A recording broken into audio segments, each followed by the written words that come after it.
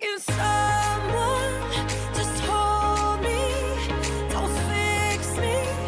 Don't try to change a thing. Can someone...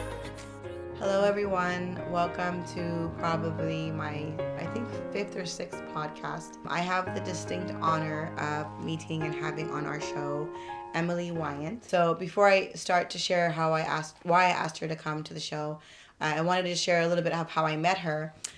So my best friend's son, she actually has a hair salon called Bond Hair Bar. Bond Hair Bar. It does help with hair extensions. I actually met one of her employees at a wedding. The person who got married, who's like a son to me. I started to kind of engage into her salon more to kind of learn and support small businesses as well of different motifs, whether you have any kind of industry. And as we started engaging in our very long discussions, which we love to talk to each other, she had mentioned also that she had authored a book called Happy by Design. And I have read this book and I stand by this book because it really speaks to a lot of things that are necessary to self-understanding and happiness. Today I only called her to speak about this book, but in the future I will also want to hopefully go to her salon and support her salon, as well as have her talk about what I'm calling gut therapy. But I mean, just cleansing, because she has a lot of knowledge on health and various topics in a very intrinsic way. And maybe one day we can even do a religious discussion. So she may be on my show as a multiple guest because she's very intriguing. She's on the same journey of me, of wanting to offer love and light. Yep. And we celebrate difference, no matter who you are and where you are. So having said that, I want to welcome Emily Wyant with the crown. You are being crowned, so you are you are my queen on the show today. I love this, so and I love your everything. I love your everything. I love your outfit. I love your heart, and you just wear it on your sleeve, and it's just beautiful. Thank you. Yeah, we both share the same love for humanity, and I think it shows. So usually when I start my podcast, the first question that I ask everybody is to share a story in regards to mercy and what it means to them. And I try to remind people that it doesn't have to be like a story that's intrinsically attached to anything specific, whether it's religion. It could even be something that happened yesterday, in regards to just a story that may have happened that just reminded you of mercy. So it could be a joke, right? So I wanted to share my story first, if that's okay. Sure. So I can introduce why I feel like about Happy by Design was so important to me. So I actually want to write this into a children's book, and it's a story that I kind of created myself based on a woman who had a lot of love for me. So the story goes like this. So basically there's a woman, and it's in a designated area where water is more scarce. And so since childhood, her child is 5, she has a son. And every day she says, and at nighttime, before the sun goes down, go up to the water well, because you have to go up this hill to go up to the water well with the other children, and bring me some water, and go make a wish. And so every time she goes and says, okay, did your wish come true? When he comes down twice a day, he says, no, my wish did not come true. And every day, no. And there's always that dialogue, right? Did you go up the well? Did you have fun? Yeah, here's your water, mama. And Nande, which is the language of mother. And then, no, my wish did not come true. Huh. So years pass, and now this young child from, basically comes to London, and he becomes a very successful businessman. He's constantly calling his mom all day, every day, to check in with her. And she always kind of teases him and says, hey, did your wish come true? And then he says, no. Till this day, my wish did not come true. Huh. One day, she calls him on the phone, and she goes, my son, she goes, did your wish come true? And he goes, yes, my wish did come true. Oh. After maybe now 40 years. And she goes, well, what was your wish? He goes, I wanted to have enough money to create a pipeline so that people would have to go up and down the well. So that you would just have the water offered to you with ease, right? And she said, my son, she goes, you're foolish. And he said, why? She said to him that, you think that I needed you to go up and down the well to fetch me water. She goes, I wanted you to go up and down the well to laugh with the other children, to share your stories, your memories. And then when you were going up and ascending to gain this pure water, that when you were making a wish to hope for something for yourself. Mm. And if you thought that throughout these years, going up and down was strictly for the water, It was to teach you lessons of life. It was to teach you what it meant to earn things, to go get fresh air, to have fun, to experience sometimes in your sorrow, difficulty and ease. And she goes, it was never about the water. And so she said, she goes, I would have wished for you to have wished something for yourself all these years instead of trying to think of something that you thought was needed for me. And so she said, do not destroy this water well. This water well is not just a water well that kids go up and down, but it is you don't need the new industrialized version of a water system. This water well is the pinnacle of just our culture and our love and our community. And so the reason I wanted to share this story, which hopefully I can make into a children's book in a more elegant way, is because happiness by design is something that, once a patient said to me, an elderly woman, she said, I don't just have a good day, I make a good day. Yeah. And Happiness by Design is such a powerful book because, and you kind of in a conversation outside of this said that you think it's basic, but it's not, because happiness can sometimes also be offered even in the darkest moments or the most sorrowful. It can be a choice. Yeah. And not to say that being depressed, is a choice, because it can be a major chemical imbalance. But in terms of trying your best under all dire circumstances to find your self-worth and happiness, I think this is what the book speaks to in a very elemental way that's needed, because they say sometimes the ordinary can be extraordinary if you can understand. Yeah. So I welcome you to that. That's my story today. Thank you. I love and representing Mercy. And so now you do have the mic to share in any relation and correspondence as to, what you want to say about what mercy means to you, or when the word mercy comes to mind, what you think of. Yeah, I was thinking about this last night, and the first time in my life that I've ever heard the word mercy or used it was when I was a kid, and like your older brother or your family member gets on top of you and pins you down, and they start playing the typewriter on you, and the only way to get them to stop is to say scream mercy. Yeah, exactly. But it's like, you know what? I never really knew what the word meant until I looked it up about probably like a year or two ago, when I was really trying to digest and understand things and words and things that we just say all the time, but do we really know the meaning of it? And I looked it up, and it said, basically an undeserved favor or an undeserved forgiveness. So that's what I've learned mercy to be for myself. And we had a conversation about that earlier, and I just love the word. And when you said that you were starting a food service and the name was Mercy Mediterranean, it just reminds me of someone spreading the abundance of food and joy and love to just everyone, all people. And it's just beautiful. And there's just something to be said about cooking for someone. It's nurturing, and also to the person that's eating the food, you're nurturing your body with nutrients. It's just beautiful. I love it. Thank you. So one thing I wanted to share about her book, Happy by Design. So one just quick question to ask you, because Happy by Design. So in the title, I want to ask you why you named it Happy by Design. And then I also kind of want to respond a little bit to see, based on what you say, when I see the title, as someone who also likes to write, what I think about Happy by Design. So why did you title it Happy by Design, and what does it mean to you? Yes, so Happy by Design means to me, my happiness is by my design. So every day of life that we go through, it's programming our happiness or not. And we could be on auto program, which means our life that we're exposed to is programming how we feel. And how we feel is how we give and receive, and the whole 9 yards. And so I was just, and I feel still lost. I was very lost as a child. I came from a broken home.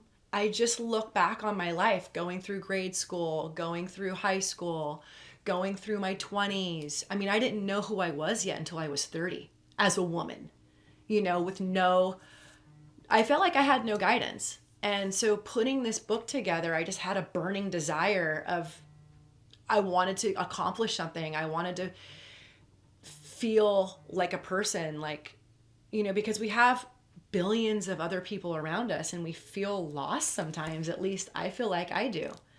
And so I put this together and I was like, who am I? I mean, it's like, how do I know who I am? How do I even begin to start to expand my understanding of who I am in life and in the world around me? So I came up with just something so basic and it's just the 5 senses. Like what we hear, what we see, what we feel, what we touch, what we taste, you know, all of those things can program what we feel. And I feel like we need to start somewhere. So I thought the 5 senses. Yeah. And then I just started expanding on that. You know, if people are lost and just don't know anything, let's just focus on our 5 senses. Like, for example, what are we touching every single day? That's a small opportunity to have joy, to feel joy. You know, it's like, think about all the things we touch throughout the day. Touching you? Yeah, we touch each other. We can hug each other. It's like, how good do you feel when you hug someone? Yeah. It's like 2 hearts feeling each other and beating together. You know, I don't feel like we have a whole lot of that. And especially if you grew up in a family where it's broken. I mean, like, I just think about how I felt at school every single day. I just remember back being in 3rd grade. I had hairy legs and my hair was really thin and my ears poked out of my hair. And I just felt like so uncomfortable, you know? And it's like, I didn't even get a chance to think about the things I liked because I was so worried about not feeling good and not feeling accepted and not feeling like I had friends and not feeling happy. Like, it was just constant nerves and anxiety. And I just feel like my heart goes out to everybody who's like that. You know, it's like, what path do you take when you feel that every day? There's a podcast that I have, I think it's episode 2, where I also created, which is just basically from the dictionary, the same definition of mercy. Yeah. Same exact one, that it's when you are offered kind of forgiveness or kindness when maybe you don't, or not deserving of it, right? Yeah. But something else that you said about not knowing yourself in your 20s and 30s, it's also very awkward child moments, which I also mentioned in other podcasts. But, you know, I think, you know, what I'm trying to say about that is identify, even though we're just totally different culture, totally different religion, totally different race, totally different nationality, background, I identify with just so much of the same sentiments of not knowing myself in a way that authenticated my own preservation of happiness, right? Yeah. And so in my journey of learning what all that meant, because I'm also trying to work on a book called Love Me First, Love Me Last, about the discovery of self-love. But the reason that I liked Happy by Design so much, which I also want you to expand upon yourself, is, you know, in this book, you know, when she's talking about the 5 senses, and people may say that's basic, but when we think about sometimes bad habits that are induced by trauma, for example, like if someone becomes an alcoholic and grieves through alcohol, right? Or if someone's an emotional eater and they're grieving their pain or their sorrow or I don't edit that. I keep that in there. Yeah. Or they edit their pain or their grief through bad eating habits, right? Yeah. And then also, like, we're talking about other things. I mean, you know, sometimes someone who's depressed, for example, who will not shower, who will not leave their home and not even get oxygen, right? And so when you are identifying these sense capacities that are just, you know, the eyes, the vision, the touch, you know, the taste, the hearing, you know, we're really talking about core things that maybe people think they know, but they don't. Because had I known these things in my 20s and 30s about, hey, you know, you don't have to resort to eating bad food versus maybe, like I said, I mean, other things that could be sensory that can cause a pragmatic change in how you feel. Right. Even in the most induced traumatic situations, which may even sound like no way, is actually very, very true. Because because they're not only stress relievers and identifiers Right. of relief, but they can choose from a healthy option to a destructive option, right? And obviously anything that causes self-destruction or long-term derailment will eventually lead to a lack of happiness, whether it's your Yes. health, your emotional, your physical, your spiritual. Yeah. And so what I want to ask you now with this book, because I've actually read it, and I do there's certain things about it that I will speak to on my own, but I wanted, for example, the senses, like the sense of smell, you mentioned, the sense of touch, getting a Right. hug. Even my husband sent me a Facebook, like an Instagram reel the other day, just kind of giving, hey, I need more hugs, but it was kind of like a thing saying, a hug feels really good, like you Right. said, touching, Yeah. getting that hug from a friend. And we're not doing that anymore. I feel like over the years, as we become more and more unhealthy, right? It just creates more separation between us. But the sense of smell you really like, I noticed, because I came in and you had a lot of incense burning, and there's essential oils. Like, what do we smell every day that sparks joy?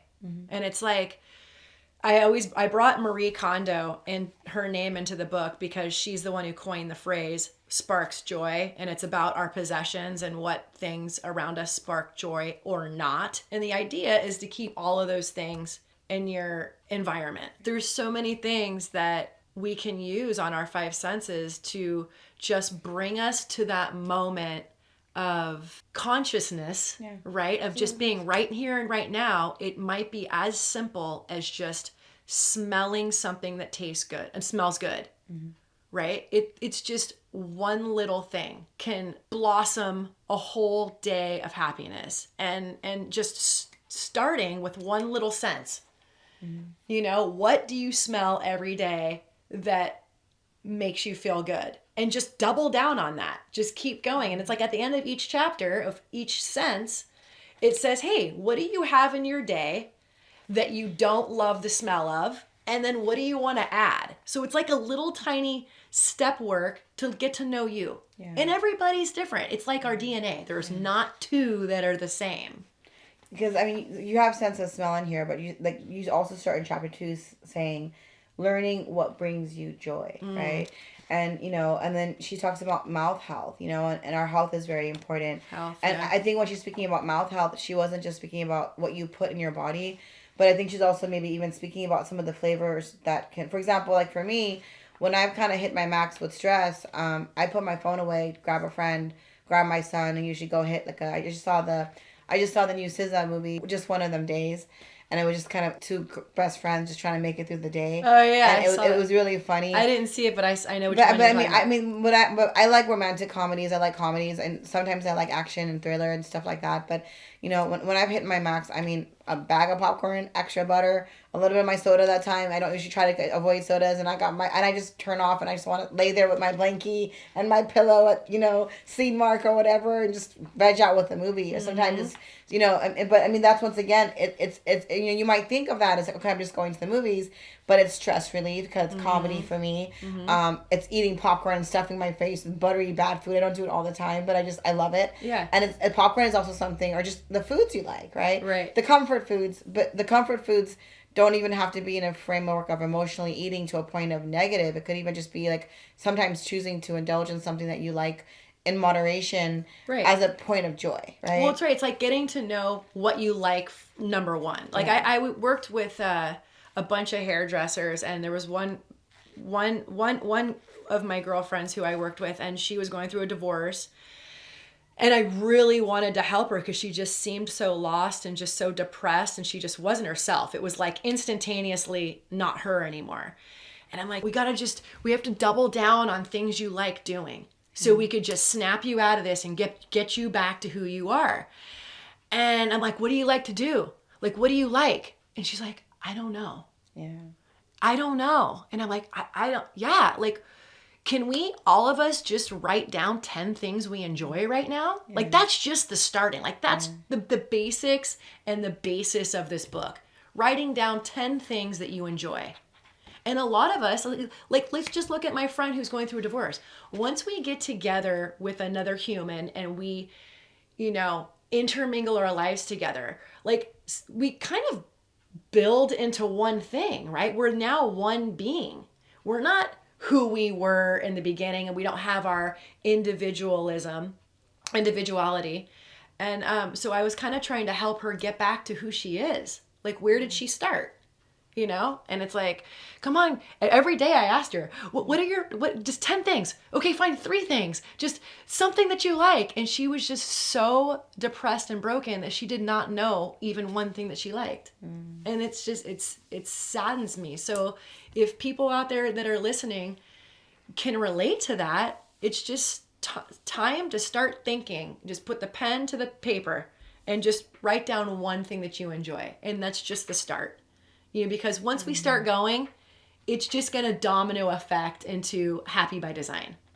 Well, I also think, speaking to someone who may feel, so one thing that kind of triggered, have you ever seen the Julia Roberts movie? What is it? I always tell females to watch it, but it's, which one? Runaway Bride? Yeah. Yeah. Do you remember that? Yeah. So remember, I love Julia Roberts. I mean, you know, I pretty much love Julia Roberts from every movie, but point being is that, you know, in that, I remember in Runaway Bride, basically, she's constantly running away at the altar from these multiple men, and then they fall in love with her, and so this news reporter comes around to find out what's the deal with her story, because it becomes infamous, I guess, in the city that she's in. She's known as the Runaway Bride. But the reason that he figures out is that he starts asking all the guys, like, how does she like your eggs? How do you like your eggs? And then in the end of the movie, every time she liked the eggs, it was always based on how the other guy liked the eggs, not how she liked her eggs. Wow. And so then in the end, he realized that she was always transmorphizing herself. That's not even a word.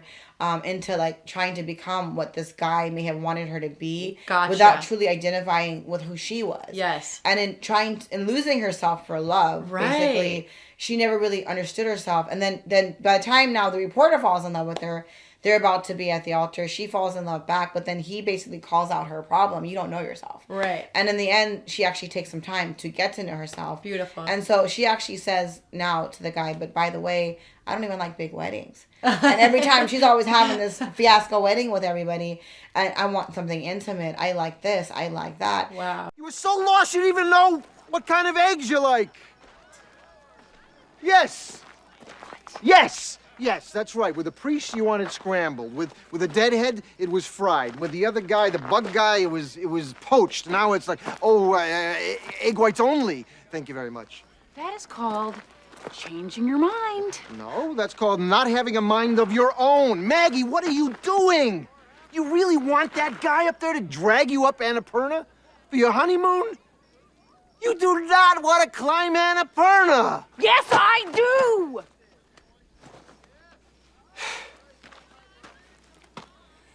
No, you don't.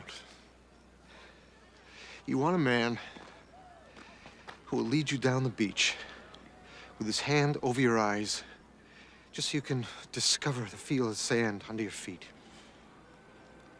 You want a guy that wake you up at dawn. He's just bursting to talk to you. Can't wait another minute just to find out what he'll say.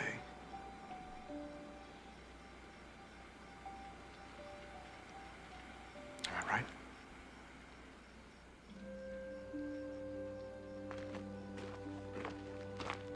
Stop it.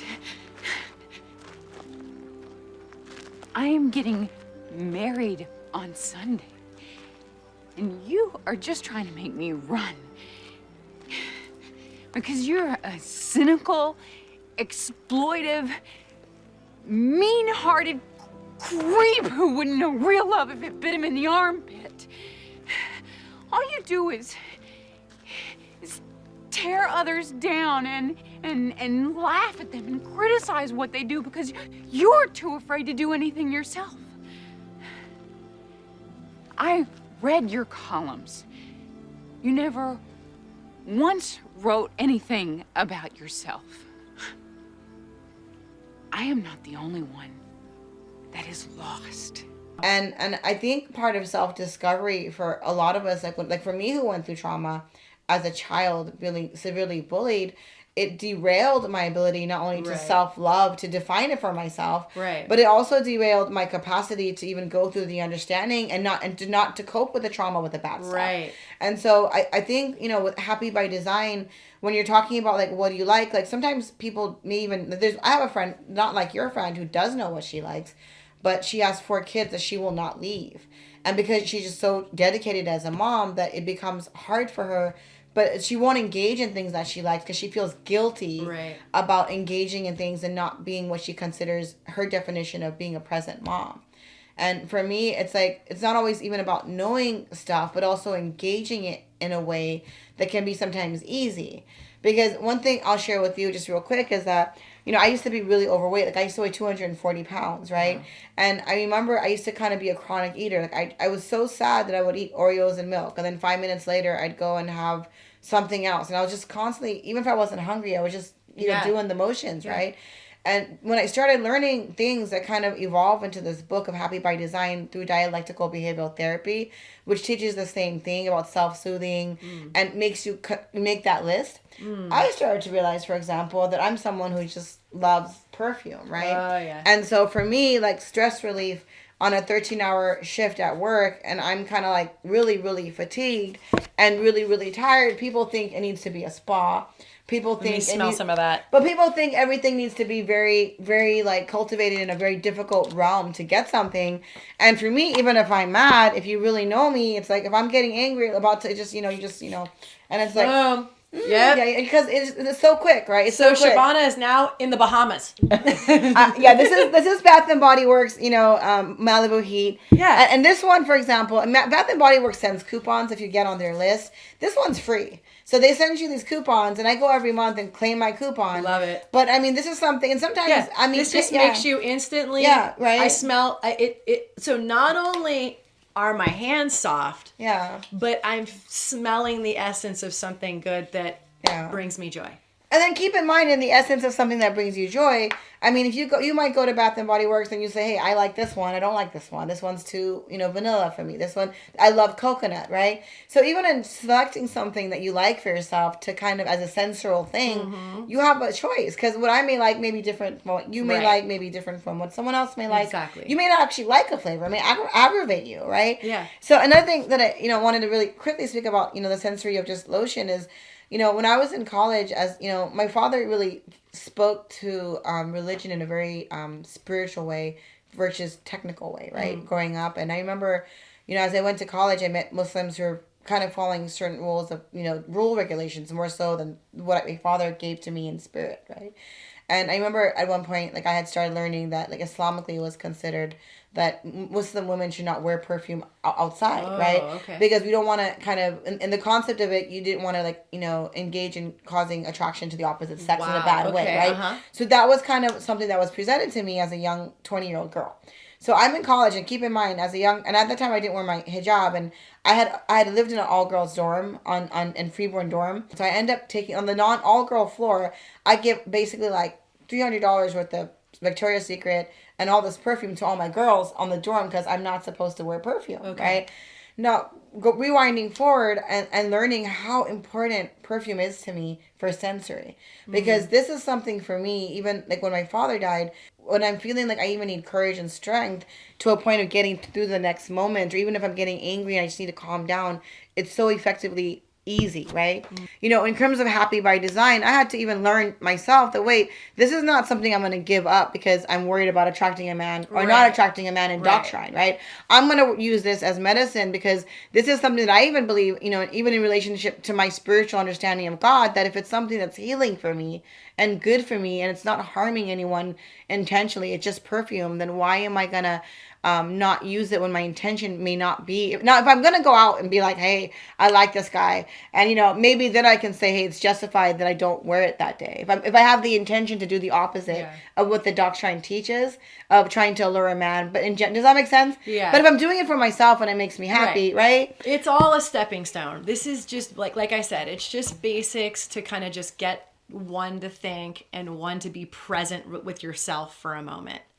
Because, and the reason I wanted to kind of say that is because sometimes it can be an affordability issue where people think, you need to go to a spa date to relax. But some of the simplest things are just right in front of you, right? Exactly. So, like, what are the things for you, for example, that you think are sensorial, that help you get through the day when you need, like I said, popcorn, movies, hugs? Like, what do you think, Currently right now, because when I wrote this book, it was pre-COVID.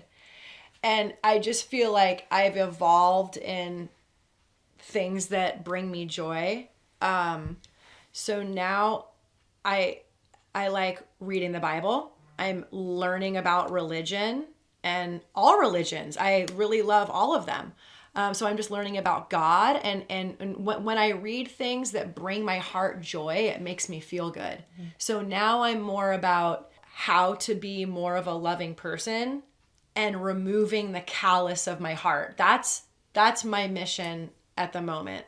And of course, I love to, cook good, healthy food. So I've sprawled out from where I was when I wrote this book. This is I was in a discovery zone, and I like to eat things that not only taste good but that are healthy to my body too. So I'm also clean and sober now of like almost 8 or 9 years. And this was a big part of discovering myself after going through the 12 steps of Alcoholics Anonymous and NA and all of that whole thing.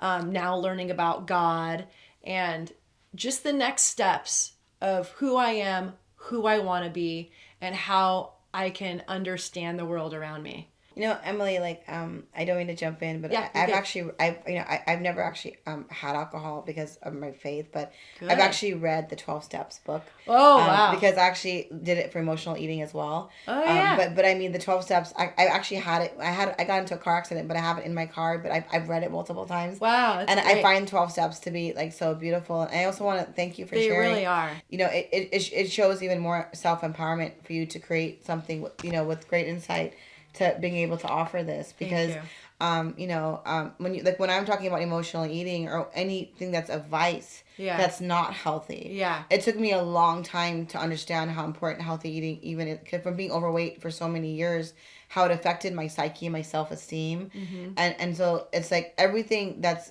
negative energy force in definition, like that can't be defined by anyone but yourself. Right. But can versus something a healing or helpful or a happy energy force. Right. So when you start realizing there's so much out there and identifying what you may love and like that can empower you.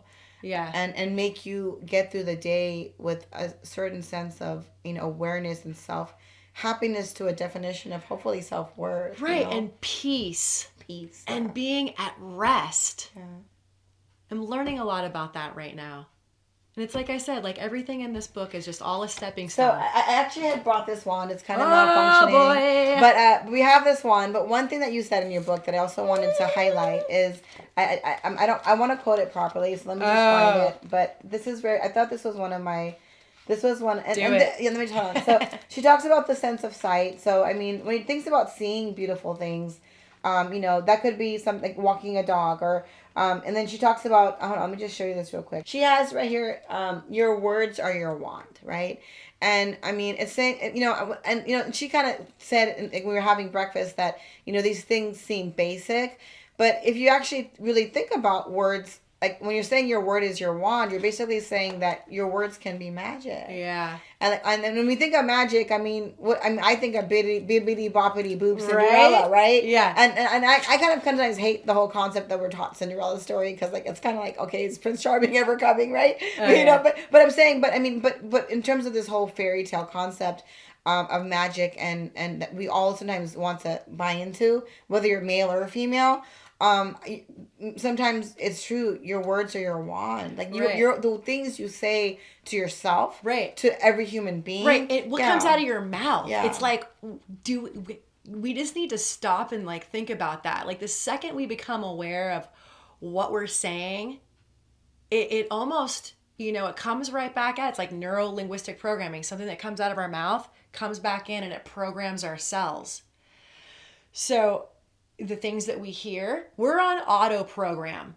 Okay, and that's a lot of why I wrote this book, is because I realized how on auto program I was every single day. So everything I hear, everything that people say around me, everything that I say, everything I'm exposed to, social chatter on social media, chatter on the news, the words in the music when I'm driving down the street in the car, like all of these words and sounds are programming me.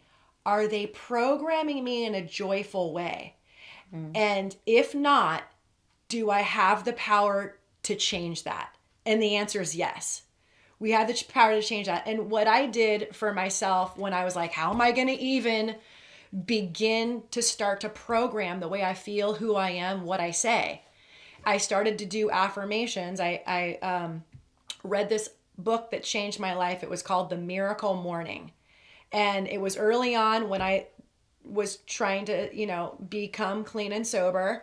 I literally made a list of all the things that were holding me back in my life and all the things that would push me forward, and who did I want to become? What kind of habits were going to get me there? And so I used the ideas in the Miracle Morning book, and it was my morning habits. And one of the morning habits is affirmations. So how do I even do an affirmation? Like what's an affirmation when you have you never say nice things about yourself? Yeah. So I decided to use my 5 minutes a morning, because I put a timer on my phone, and I got a piece of paper and a pencil, and I'm like, okay, I'm going to start writing affirmations for myself. Like, what does that even look like? Okay, I am pretty. Okay, I am. It was like I was writing Chinese. It was like something that I never experienced before. So you have to develop that, and you have to start somewhere. So eventually, after doing that for 5 minutes a morning, like every single morning, I had to do that. And I'm not kidding you, it made me feel better. Even though, and it's like, yes, I felt odd saying that I'm beautiful, I am successful, I am rich. Like, where do you even start? Like, these are like real questions and real wonders, and that's a real habit that needs to be developed in ourselves. And so eventually I started saying these affirmations to myself in the mirror, and then I discovered the magic wand. And this was something that added a lot of joy and almost brought power to my affirmations. And it just made me feel good. So, and kids use these things. Yeah. I love it. I mean, I kind of sometimes feel like I want to walk around with my crown all day long. Oh, you should. Because and your wand. Because I mean, I go to work, it would be like, why is she wearing a crown? But one thing I've noticed is that people kind of smile and laugh at you, like, what's she doing? Even if it's not. But sparks joy to not only you, but it makes people laugh. To everybody. It makes people laugh. Pinky Patel started the crown movement, and I love her comedy. But I mean, like when you see, like, if I were to walk around all the time, 24/7 with the crown on as the Mercy Queen kind of thing. But the point is that, like, you don't need to have a crown. I think part also, when I think of affirmations, you're absolutely right. Everyone should feel beautiful. Everyone should feel, wealthy inside. But I think some of the problems that I feel is that the dimensions of what beauty is conceived, the dimensions of what success and wealth are conceived as, right? Yeah. Because, one thing about happiness that a person named Sheikh Hamza once said is that, in our lives we journey, right? And we're children, and we're programmed to try to get good grades so that we can get into a good college. Right. And then we want to get into a good college. He said this, and I'll put it in my clip, but he said, and I'll let him say it, we go to get to a good college because you can get a good job. And you want to get a good job because you want to be able to feel like you have the material things that'll create the formulation of your happiness. Right, your health. No, but this is the trick that he said, he said that one thing that he said in this little clip is that we're doing all these things in our life in the rat race to get to this objectification of what we perceive as happiness. Yeah.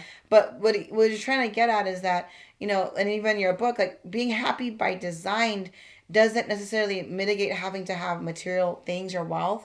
It doesn't necessarily mean that you have to be a certain aptitude or perfection standard of beauty. Right. It doesn't necessarily mean that, like, you have to be able to define what happiness means to you in a wholesome way of light towards yourself and others. The Prophet ﷺ At the root of our religion is the concept of happiness, because sa'ada is what we are all looking for. And sa'ada, happiness, is the only thing in the world that is an end and not a means.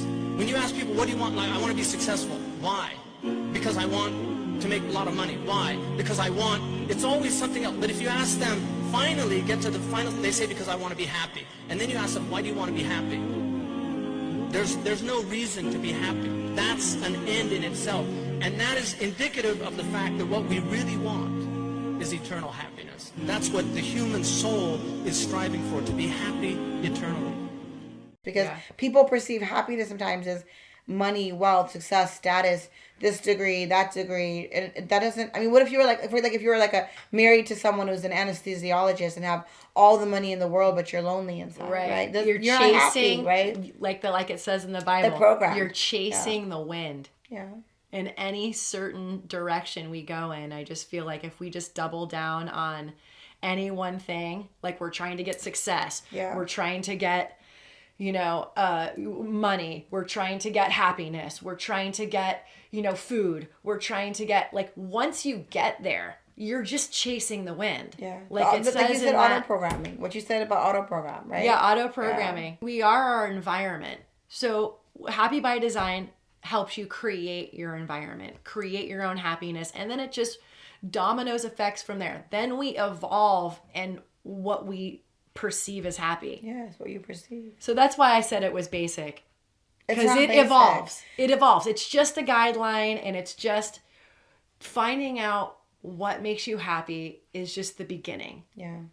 And then being able to enact it, right? Yeah. Yeah. I know. I feel like a lot of us don't have time. Like you said, the rat race, and it's like we have all of this energy around us, and it's overwhelming. It's like I finally was able to put this into words only in the last couple of years.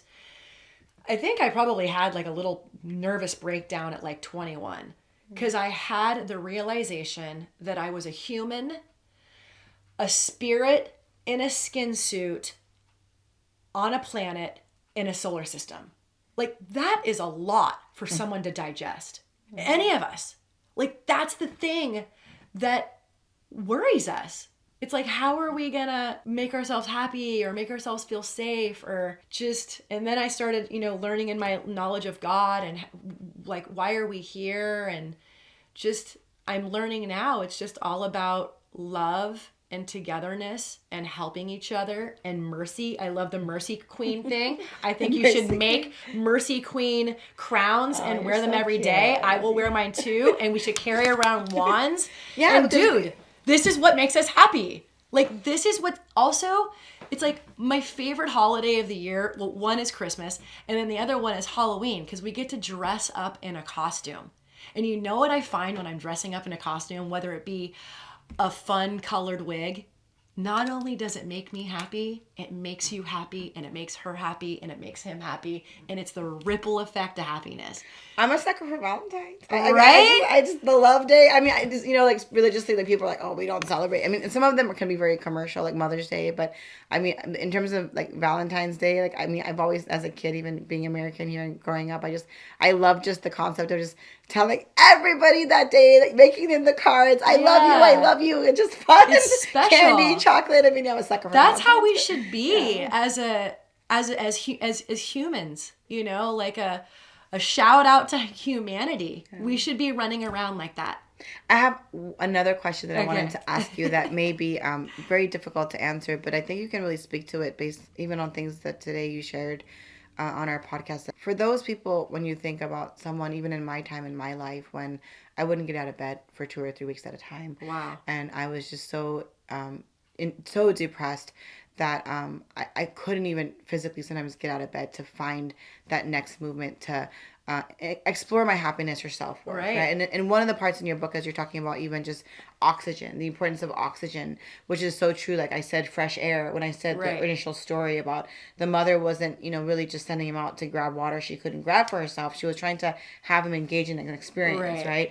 So what I wanted to ask you is, when you're in that kind of difficulty or that kind of severity, what do you think is the easiest way to kind of realm based on your book, Right. to kind of come Breathing. into that, right? Breathing. Yeah. Like if you're laying in bed and you cannot get out of bed, taking a breath, like a big breath, and you probably need to take 2 or 3 or 4, just breathing in deeply and letting your breath go. I mean, like that's all over the map. It's all over the internet. Everyone's talking about it. It's how to be present, how to be present and how to relieve stress and anxiety. And, you know, taking our breath and letting it go is God's way of flushing oxygen into your body, into your brain, and it just flushes all of the anxiety out. That's why they say exercise. It's a great way to get everything out. But what if you can't get out of bed? Yeah. Yeah. Breathing. You can lay there and breathe. And it's like, when I went to therapy for the first time in my life, it was brought to my attention. He said, well, where do you, like when you get stressful, like when you get stressed, when you feel depressed, where do you feel the pressure? I'm like, wow, I never thought about that. I'm like, I feel it in my chest. And so a lot of the times when we're depressed and we can't get out of bed, we're really not breathing that deep, you know? So we just need to break through that, and we can. We just have to go, you know, just like breathing is just, I mean, I just got a jolt of life, you know, just taking that breath and understanding that the more you do that, wow, you're going to have so much energy, you're going to want to get out of bed.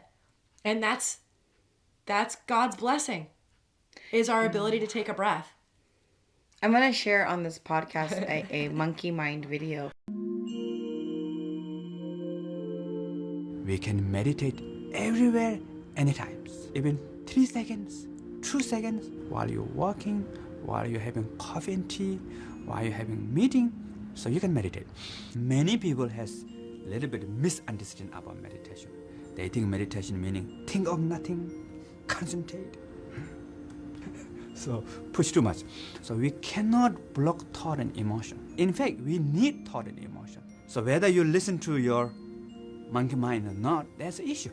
What I call monkey mind, mine is chatting, you know, pala pala pala yada yada. So monkey mind is giving your opinion. So whether you listen to opinion or not, it's up to you, right? So through meditation, what we do is we have to make friends with the monkey mind. But how to make friends? Just giving banana doesn't work, you know. So right method is you need to give job to monkey mind. How to give job monkey mind? So the simple meditation technique is be aware of the breath. So you ask monkey mind, hello, what's breath? So monkey mind says, yeah, good idea. And be aware of breath. Breathing in, breathing out, breathing in. There's a lot of thought comes at the background. Don't care, no problem. So as long as if you're not forget your breath, anything is okay. Not need too much concentration. Just simply be aware of your breath. Breathe in, out, in, even 2 breaths, 1 breath. So therefore, we can meditate everywhere, anytime. From a Buddhist monk. Have you ever seen that video? No, but I understand what it is. Because he's talking about the inability to sleep and chatter, and sometimes he talks about how to relieve the discomfort of the chatter at night when people can't sleep through breathing. He said, don't count sheep because you're still activating the mind. Listen to the breath. Listen to the breath. And I started doing that practice for someone at times when I couldn't sleep, and I started to listen to my breath instead of thinking. And if the thoughts are fast, let them flow. But if you concentrate on the breath, you will eventually fall asleep. I love that. And so I will share that in this podcast in tribute to what you're saying.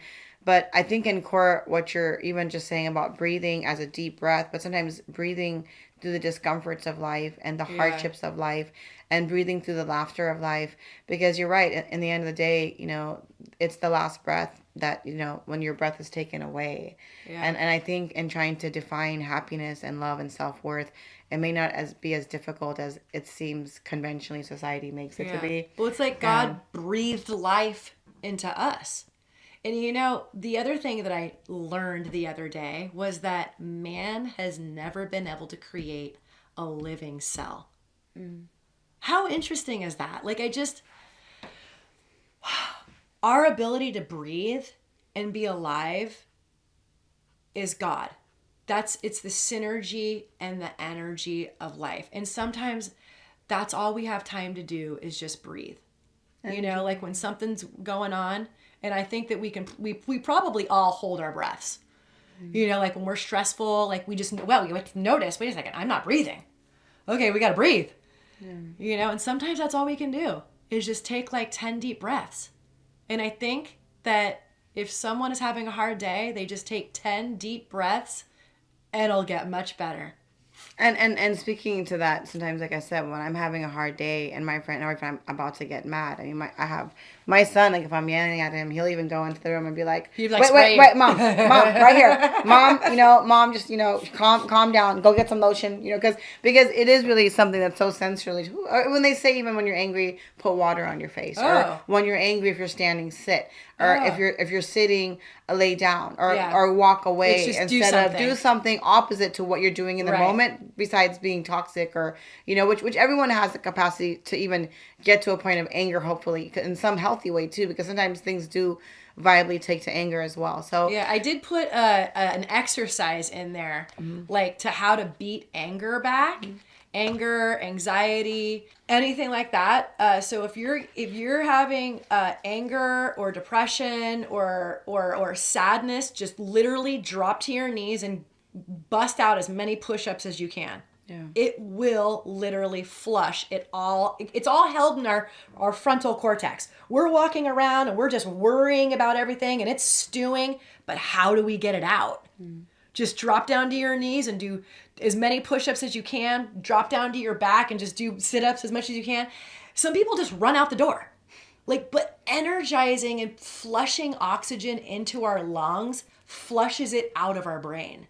And that's why I'm saying, like, if you're stuck in your bed, take as many deep breaths until it's gone. And one thing that also I want to say that helped me is when I was really, really depressed, it was something my mom did for me, which I'll never forget. But I like backstroke and swimming, and to get me out, she would take me to the Solomon Center, and she's like, jump in the pool. I was really depressed, like very clinically depressed. She would actually watch me, take me to the pool. I would go swim laps, and she would be like, "Go do another one." I'm like, "Mom, I don't want to." She goes, "No," but keep going. But it's funny because when I did the swimming exercise, I realized it's not as aerobic, but it's water healing. Yeah. Because you're submerged in water. Right. So your brain is like flowing. So I've also realized it's cooling you off. It's cooling me off. It's bringing not only motion that's not high impact. Right. But it's also motion in water, which water is very healing. And you're breathing more too. Yeah. Taking a bath. It's or jacuzzi. So. So like the exercise, like if someone's having a hard time exercising, they're like, I don't like to exercise. Well, there's got to be one thing you like to do. One thing, and just Google give me a list of all the different exercises. One on there is gonna pique your interest. So boom, that's your exercise on your list. You know, this is all about making little lists about yourself and discovering yourself, and then it just evolves. It evolves from swimming. It's like you gotta have your list from when things get tough. You know, you've got your playlist of things that make you happy. You could just turn it on. Yeah. You know, and that's what I had to learn how to do when I was quitting drinking and I really wanted to change my habits. I was like, wow, I work all day, but then I go straight to the bar and I have all my food and my alcohol and I smoke pot into the night and I have my cigarettes and I watch dumb TV. And it's like, wow, none of this is doing anything for me. Like, it's just doing nothing but, like, break me down. Like, what if I keep doing that for 50 years of my life? Like, how broken am I going to be? And I'll never forget the first time I became clean and sober was at 21. I mean, broken family, parents divorced at 8, helped raise my 2 younger brothers, you know, just had no idea who I was, had no idea what I liked, and it brought me into the wrong crowd. Yeah. You know, so these things are very important. Just the basic principles of getting to know, you know, what you like as a child. You know, parents out there, if you want the best for your children, help them know who they are and help them know what they like and discover, and, you know, make it fun and do it with yourself as well. Because I feel like sometimes we need to do the stuff that kids are doing, right? We didn't figure it out yet. You know, here we are, 47 years old, haven't figured out how to be happy yet. You know? And No, it's like and those being kid accepting. things. I think that on the hardship is sometimes being accepting of what that child may want. My child doesn't want to do the conventional doctor or architecture. He wants to do something very creative and different. Yeah. Sometimes parents on the tangents of wanting their kids to be something Right. based on societal expectations and standards. Yeah. My goal and my dream for my son, number one, is are you happy? Yeah. Are you being a good person? And number three, don't ever feel in your life that you can't come to me no matter what it is. In other words, I did this or experienced this and I need to end my life. I don't care even if you do something as bad as a hit and run and now you think you have to commit suicide. No, you call me and we'll work that's on it scary. together and we'll rewind and we'll go back to that scenario and deal with it, whatever it is. Yeah. Because I always try to tell them whatever that you think that you may have done that may be criminal in your perception of self-worth or whatever it is, you can call me. I don't care if you get drunk. I don't care. Anything that you think is quote unquote whatever bad, I want you to always feel that I love you unconditionally to a point you can call me and I'll help you. Just Spread love. people, spread love and just have mercy on each So other. I know. So I wanted to thank you for joining us, and and speaking to Thank you. The journey like what was also to me. But honestly, what you're offering in this book, I really do think that if you're a young, if you have a kid out there that may have a low self-esteem or just anyone, I think just like you think this is elemental, but this is really for people who are journeying that you said like we're 46, 47 and we don't know, we're trying to figure out what happiness means. I mean, I think this really, because it's going to be different definitions for everyone. It's a big subject. And but I think like what you're saying in this book, really, if I had this book at maybe 10, 11, 12, 13, it would have changed a lot. Totally. For my journey, for what it is now. And this is a 5th grade reading literature, and it's only like 200 and something pages. Maybe. It's easy easy read. But also adults can key into it because some of the premises of what you're saying about defining happiness through sensorial and learning what that is for you, it'll really change the game hopefully for all of us. And if we can be happy within, then we can spread happy without. Exactly. And then we can transform the world. Yeah. So I know you wanted to leave with kind of an affirmation, and I know I did mention to you the longtime son affirmation that I like to do. Okay. So I thought I could actually put it on really, really loud and then just do it together, and then we could close, and then I'm gonna have you try the chicken mercy Mediterranean salad, Okay, which I I need love a little this. bit time to It's create. so nurturing. And then I'm also gonna have you try some of my baklava and Turkish delights and the chocolate halva bar with some mint tea. So I need, but let's just do the mantra before we close, if you want, if that's okay. And then can we do the magic wand after? Sure. We can do that. So we are going to do the Longtime Sun, which is a Kundalini mantra. And so we are going to end with this as kind of our universal prayer of love. Okay. That we're going to put our hands in our hearts and we're going to actually shut our eyes. And we are going to hopefully engage in this. And this is just a small thing in the morning that you could even do on YouTube. It's Satnam Kaur. She does even travel and come to Berkeley. And the practice is Kundalini Yoga, but it has such a beautiful message. So... in the name of God, in the name of love, in the name of kindness, in the name of empathy and self-acceptance, let's begin. May the long time sun shine upon you. Oh, love surround you, and the pure within you guide your way on.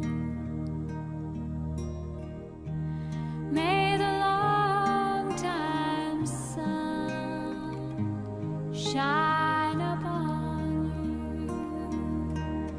Oh, love surround you, and the pure light within you guide your way on. May the long time sun shine upon you. Oh, love surround. Beautiful. I want to say to you, my dear Wow. friend Emily, may the long time sun shine upon you. and all love surround you. Oh, I and the love pure light it. within you. always Thank guide you so much. Thank you so much. For That's being on my beautiful. show. I want to listen to that in my car.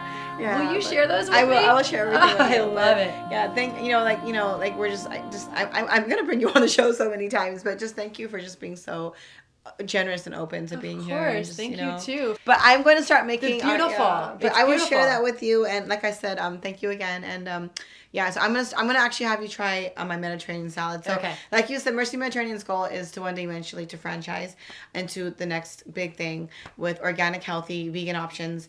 And then the next goal is to actually I've also created. We got approved like basically couple of days on my dad's birthday on Monday, which he passed away in December, but Monday was his birthday, the 17th. So we got actually approved that day as good luck for Mercy, Miracles for Mercy. So that's now my nonprofit aligned with my business model. Love it. The business model is unfortunately not active because we were unfortunately like not actually in a site right now, but the goal is, like I said, to become a franchise all over the world and then give 2.5% to the business model, to the nonprofit, which is Miracles for Mercy, which will help spread love and light to all religions, all cultures, no discrimination. Philippines, El Salvador, Sierra Leone, Ethiopia, and no nothing that's gonna divide people by politics or religion, but to bring people together through food. I love because it. everyone loves to eat and Right? healthy. One day, hopefully, healthy food with no sodas. Right. And maybe like there's a woman who actually introduced me to like this green veg smoothie that is so delicious that I'm gonna get the recipe and actually make it because it's one of the best green veg smoothies. I can't even drink green things, but I was like, what is this, right? So the goal is one day, like I said, to have just really healthy options and then promote love and light. And then the Mercy Queen podcast's goal is to have people of all walks of life to start learning and speaking and talking to one another. Because how are we going to get to mercy without understanding? Right. Because when I think about like everyone deserves mercy, well, in some sense, like when we're talking about not being the better version of ourselves, do we? And so I think the only way to really celebrate difference is to somehow get to a point where we can try to understand it. And then if we can try to understand difference, then maybe we don't need to drop bombs or have war or have people be, in predicaments where orphans are not being treated well or ignored. And it's me in the industry of, okay, I'm okay, so who cares about my neighbor, right? So the concept of breaking bread will hopefully meet to a universal standard of just global love and kindness. So. I love it. And, people like Marissa with her movement about women's wrongs to women's rights. I mean, these are just all movements that I support to kind of just engage in empowerment and love, Love it. And to be able to laugh. Because, to say stupid things, to be stupid, and to be able To wear crowns, walk around with your magic wand. Yeah, but to find a fairy tale moment in the sense that maybe in the non-fairy tale life, to just be able to just offer acceptance and love, especially of yourself, and There others. you go. So. Love So it. I'm gonna make my salad. Thank you, and girl. she is gonna give me the honest. I always ask for honesty, so she thinks it's like she's gotta be honest. But I really do Oh, hope you I'm enjoy sure it. it's great. So welcome everyone. I have actually asked Emily. She wanted to try my Mediterranean chicken salad, and so I have asked her to be very honest with my clients and let me know what she thinks. So once again, imagine one day eating, boxed fast food that's in compostable boxing, so it's good for the environment. And imagine it being organic and healthy. And imagine one day getting this at a drive-thru, and when you drive through, it says "Welcome to Mercy Mediterranean," where we believe in spreading mercy with every bite. And as you come eat healthier food and hopefully tastier food to your body, you'll also be spreading global charity to Miracles for Mercy, which is our now established nonprofit. So I'm gonna have her dive in because she's been I waiting. love this. Thank you so and much. we asked her for honesty, so let me Okay. I'm gonna sit back and see what you think. What I actually loved about this, I'm like, is there dressing on there? Because I always like to have the dressing, like, I like salads to be tossed in the dressing. I know when people are watching it, the dressing on the sides, we can put a little tiny bit, but I like everything to be just full of the dressing. And I mean, this looks like there's so much going on here. I just hope you Okay, enjoy it. I'm a big pig, so watch out. Don't say that. No. It's good. Do you like the flavor of the chicken and stuff? Let me get the chicken. It's bursting with flavor, but not too much. And what I like about it is it's not too sweet. What is that's sweet in here? There's peaches? Recipe? Oh. No, I mean there's peaches. There's actually peaches, and there's honey roasted walnuts. There's chicken. There's tomato. There's avocado. There's red onion. There's a lot going on here, and you got the colors, you got the textures. There's also bell peppers in here. It's amazing. I love this. I would eat this at the drive-thru. I mean, like, I don't usually go to drive-thrus. I'm a big cook, just like Shavana. And it's such a beautiful thing to create a meal and feed people. Like, it's just, that's a beautiful thing. So thank you. I appreciate it. No, it has a little bit of like a honey glaze to it. So the chicken is kind of marinated in a balsamic honey glaze, which makes it really, really hopefully unique. But I like to have a salad that has a little bit of tangy, salty, lemony, but also sweet. So I like to have a little bit of sometimes peaches or strawberries in my salad. Because it makes it great. And also something crunchy, right? Because you want to have a little bit of that crunch also. But usually with my walnuts and stuff, I usually like to get the toasted almond ones because it makes it a little bit more. And do you want some more dressing by any chance? Are you good? It's perfect. I would not change a thing about this dress. And I'm a huge critic, like a huge foodie. It's beautiful. This is something I would order all day long. And I mean, one of my goals would be even if we could even get with some sort of sports, gym type of thing. Because I would love to work, like get out of my workout and just be able to order this. Men would love this. Yeah. So. Because also there's a lot of men out there that are single. They don't have somebody cooking for them. I mean, there's also a lot of women out there that don't cook. Yeah. You know, I mean, even to go to a drive-thru and be able to get a healthier option, you can get a salad and French fries that are healthier, things like that, you know. And with my vegan and veggie, when I do hopefully one day open, I do really try to separate oils. Sometimes, especially like if I as a Muslim sometimes go to like a restaurant and I'll ask them like, is the bacon or whatnot on the same grill? So we are trying to be like a hand slaughtered organic halal brand one day when we open. And especially organic may not happen right away, but my goal is, like I said, to not only be organic, cage-free eggs, hand slaughtered chicken, fish without antibiotics, things like that is as healthy as I can possibly make it. And also make sure that when I'm doing the vegan and veggie options that there's a separate grill kind of for veggies versus chicken to try to make that dynamic out of respect for clients. Because I don't think sometimes when you merge food, it kind of takes away from the premise of some of that, you know? This is amazing. I love it. It's the tanginess, a little bit of sweet, not too much, but everything's so healthy. And it just tastes like a comfort meal.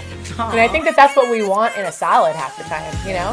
No, I never was able to eat salads, but now that I have them, I actually start learning to enjoy them. It's the merge of what you put into it, you know?